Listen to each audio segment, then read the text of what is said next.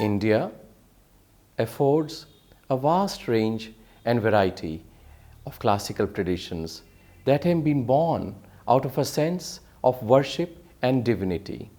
A certain spiritual content has always been its mainstay. It has also been essentially the art of a soloist, except in dance theatre forms. Over 2000 unbroken years, it has grown to become the longest continuous dance culture in the world, affording an interesting insight into man and his relationship to stage in general and the dance art in particular. Its classical nature comes through by a set of code of grammar, content, and concept. Thus, if one form, knees are bent while performing and half-sitting positions are maintained all through, then it cannot be altered.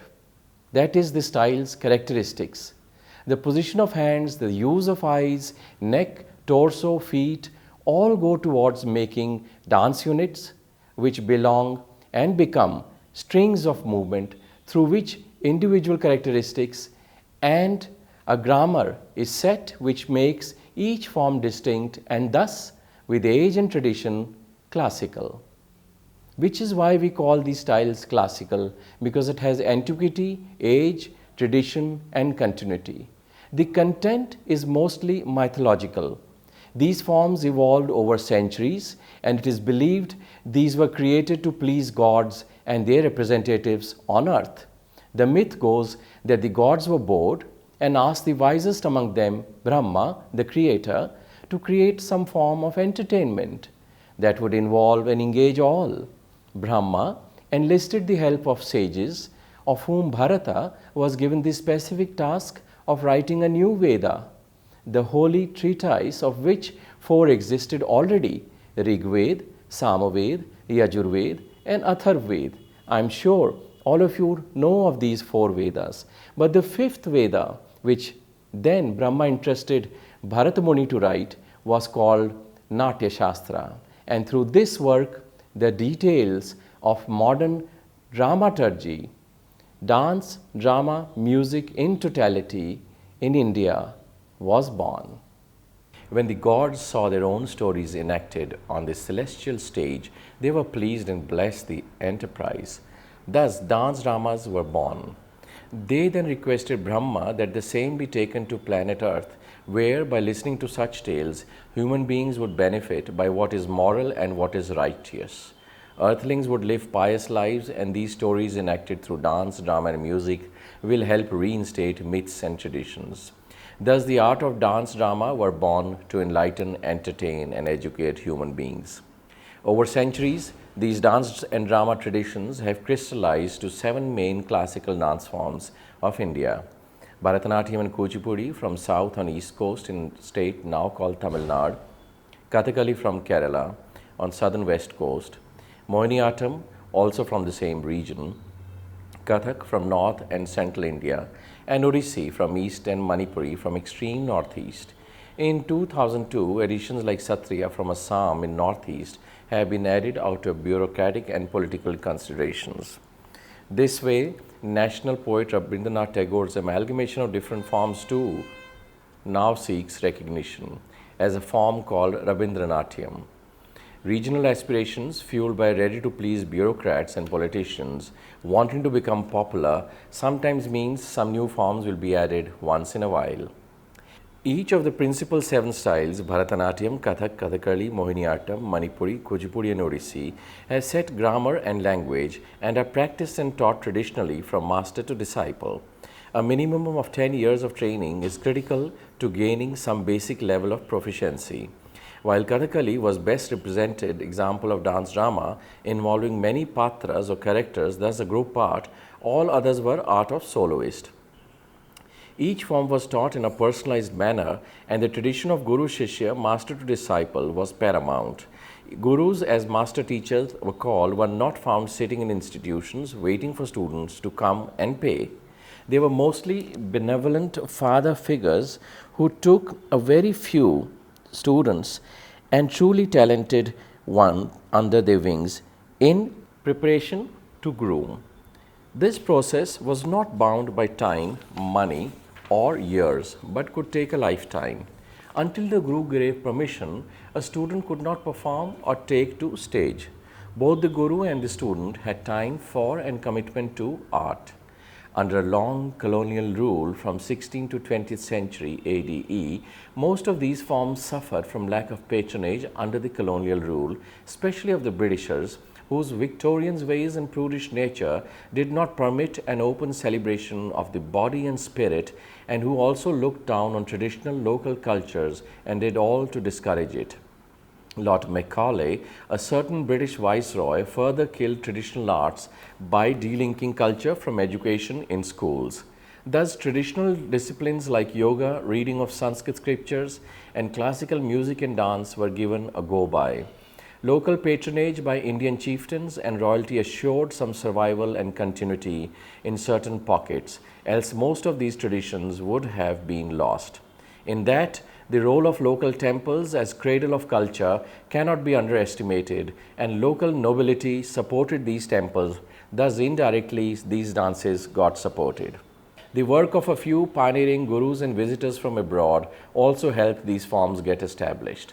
The arrival of non-European artists to India at the turn of the 20th century also proved to be a catalyst.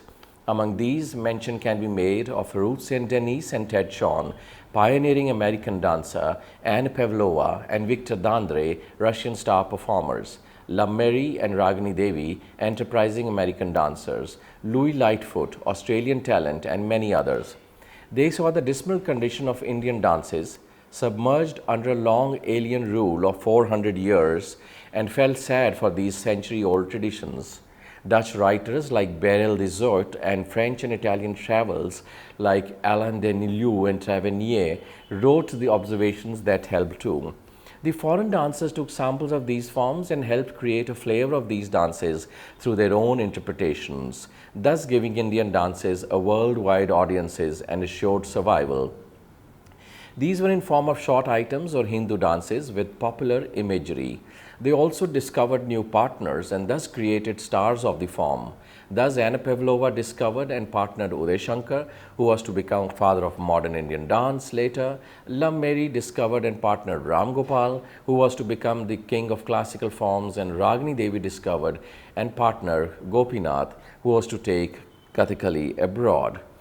Ditto Louis Lightfoot and Ananda Shivaram. These foreigners helped reinstate Indian dance art, and such activities got augmented by the slow and steady growth of a nationalist fervor in pre-independence era. When Indians got inspired to fight foreign rule under the leadership of Mahatma Gandhi, later joined by Sardar Patel, Jawaharlal Nehru, Maulana Azad, and many more, in that period several regional and new institutions were created for revival, teaching and promotion of our dance forms, chief being Kerala Kalamandalam in 1930s in Kerala to teach Kerala arts of Kathakali and Mohiniyattam, Kalakshetra in Madras in 1940s to teach Bharatanatyam, and Tagore's own Santiniketan in 1930s to teach Manipuri. Kathakali and all available forms. Once India became independent in 1947, lots of forms got a shot in the arm, as it were, and overnight, under the overall nationalistic fervor and spirit of revival, many institutions were created that helped teach and train new adherents. In Delhi, an enlightened industrialist family created the Bharati Kala Kendra, which also housed the Kathak Kendra, Natya Ballet Center, Delhi Ballet Center, and host of institutions came up all over the country, too many to recount here. The first generation of star dancers India produced are Uday Shankar, whose discovery by Anne Pavlova sparked a creative partnership in London and Paris. Soon Shankar returned to India to set up his own dance company, Uday Shankar Dance Company, based in Almora, and engage many, including musicians like Alauddin Khan Sahib, Timir Baran, and Vishnudas Shirali, to create everlasting works. His younger brother, Ravi Shankar, distinguished himself later as a world-class sitarist. His cousin Sachin Shankar joined him in his Almora studio and later created his own dance company in Bombay. His children Ananda and Mamata Shankar both became famous artists. In classical dance, Ram Gopal of Bangalore put three classical dance forms, Bharatanatyam, Kathak and Kathakali, on world map.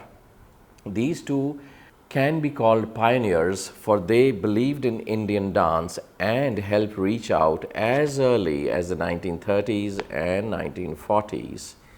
They went to gurus in their villages and sought to learn from them. Slowly, traditional teachers called gurus left their villages and settled in big cities and started teaching traditional dances, and thus many more aspirants started learning dance art properly. In Madras alone, in the 1940s, the fountainheads of Bharatanatyam dance could be found in the 40s through the 60s. Guru Muthukumaran Pillai, Guru Meenakshi Sundaram Pillai, Chokalingam Pillai, Erlappa Pillai, Guru Gopinath, even Uday Shankar made full-length feature film Kalpana. All were in Madras, today's Chennai, in that period. In North, thanks to creation of Bharatiya Kala Kendra, a lot of Kathak gurus could come and teach like Shambhu Maharaj, Sundar Prasad, Birju Maharaj. In Bombay, Lachu Maharaj, Mohan Rao Kalyanpurkar, Madam Menka, Sitara Devi, Damayanti Joshi could further the art form of Kathak. In Calcutta, in absence of any classical form, Odissi had not yet been established. Many went to learn from Uday Shankar and other Manipuri gurus, settled there like Amobi Singh. Lahore, then still part of India, had Zohra and Kameshwar Sehgal and Pandit Pyarelal. All of the 1950s and 60s saw a glorious revival of these forms and traditions, and by the 1970s, India was truly dancing. The revival of classical dance forms meant a more prominent visibility to both the art and the artists. Dancers became almost as important as film stars in the 60s and 70s and were major society figures. The cult of prima donnas like Shanta Rao, Indrani Rahman, Yamini Krishnamurthy was established. Real dancers also became film stars like Vajayanti Mala, Hema Malini, who went from Madras to Bombay to seek bigger name and fortunes. Since they were trained dancers, they could undertake any kind of role. Indian dance had arrived center stage. By then, Odissi as a dance form was also established and thus joined the pantheon of classical forms. Four legendary gurus, Adi Guru Pankaj Charan Das, Kelucharan Mahapatra, Mayadhar Raut and Deva Prasad Das all helped create the repertoire of Odissi. Their students, Rita Devi, Minati Mishra, Indrani Rahman, Kumkum Das, Sanjukta Panigrihi, Sonal Mansingh and Aloka Panikar, Kiran Sehgal all arrived as worthy names on national stage. Gurus of various forms were training new talents all through the 70s. We see most dance forms being revived and performed grandly. No state function was complete without a classical dance performance by a top name. To become a soloist of merit and repute, it takes minimum of 20 years in Indian classical forms. This is because a minimum of 10 years are required for learning, another 10 for arriving professionally. Thus, a dancer starts to train at an early age, at 7 or 9, and by 20 is ready for debut. The next decade goes in gaining experience and professional acclaim. If lucky after that, other things being equal, can one be successful and become a known name, and then the real struggle of maintaining that success starts. All in all, a rather arduous profession with no assured gains. In the 1980s, a slow trend started where those who were not doing or flourishing in solo classical styles wanted to break away and make new artistic statement. Their exposure abroad and world travels also helped them see what was going on in Germany. Kurt Hughes, Pina Bausch, USA, Ted Sean, Ruth St. Denis, Martha Graham, Merce Cunningham, Paul Taylor. France and England did not provide much fodder then. In the earlier 20th century, ballet still ruled roost with ballerinas like Italian Emma Pitteri, Russian Anna Pavlova, and Diaghilev settled in London. These pathbreakers from India who wanted to go beyond the classical tradition, having failed to establish themselves as soloists of repute, were Bharatanatyam dancer Chandralekha and Kathak dancer Kumudini Lakhia. Both had learned traditional styles like Bharatanatyam and Kathak and had tried their hand and feet for decades to become a soloist without much success. Before this cut-off point in 1984, there were true ballet, dance drama and Indian context masters like Uday Shankar, Sachin Shankar, Narendra Sharma, Shanti Bardhan, Prabhat Ganguly, and they basically created dance dramas based on Indian themes. They did not debunk tradition or say classical dance was of little merit. Chandalekha wished to position herself anew and made statements that classical dance had no future. She must have meant she had no future as a soloist in such a form. The best years for soloists in Indian context is 25 to 50 years of age. Unlike in Western ballet traditions where the body is central to dance, in Indian classical forms the soul, the spirit is the key. Body or shape and size of it is almost secondary, though it helps to have a finely tuned body for dance. We have had cases of aging, heavily set dancers, Bala Saraswati, bald men dancing like Kelucharan Mahapatra, but they were all respected as great gurus and legendary dancers. In the 90s, the art of the solo dancer was slowly getting replaced with group art. This happened because of several reasons. Real gurus or master teachers who taught for love of art and not just money were declining. Real students who loved art more than their own glory were fewer. Patronage systems have not kept with growing volume of dancers, and the state, fortunately, has no evident cultural policy because India did not believe in one and is the size of Europe with bigger population and diversity, which no one policy can contain. Group dances also gave a sense of variety and opportunity for more to dance. It also covered up the individual lack of mastery over one idiom, as a strong classical foundation was missing. All in all, a dilution of tradition took place. The best known dance talents today in what can be truly called modern or contemporary Indian dance at very few. Daksha Seth, based in Kerala, uses Kathak, Kalari and Chow and is first rate. She takes 5-8 years to create a production and is not in the market for name or glory. She is a true genius and a great artist. The gap after her is immense because most others are copying and cloning each other or are leftovers of Chandralekha and Kumudini structure. A few who have done sustained work are Stad Debu, Aditi Mangal Das of Delhi, Attakalari and STEM groups of Bangalore. Classical dance continues to rule roost because modern dance lacks clear language or direction and audiences mix fusion for confusion. Fusion dance is a shortcut to several demanding dance realities. Few students have time and talent to learn for long.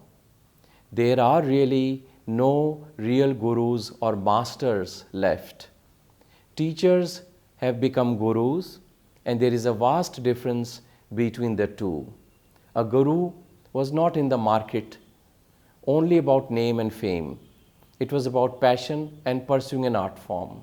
But today, urban India and its realities have also contributed to new contexts of time, space. Both are at premium. Thus, learning and performing fusion dance is comparatively easy. Fusion dance in Indian context today does not merely mean a sensible mix of two or more forms of style. It does not mean that one can mix one hand of Bharatanatyam with one leg of Kathak, do makeup of Kathakali and dance in slow pace of Manipuri. Martial forms like Chow and Kalari have gained currency because they look dramatic and fulsome, and in group they look very handsomely possible. Thus, fusion is not a defined merging, a defined form. Each practitioner does his or her own, and none really have the staying power of an item for more than 10 minutes or more. Whereas in classical forms, when we see, one could do a Varnam for 40 minutes. To do a production in fusion, for that period of time or more, one needs costumes, space, lights, and first-rate choreographer or director. In fusion, minimum training or none can help one create some esoteric items that can be called anything.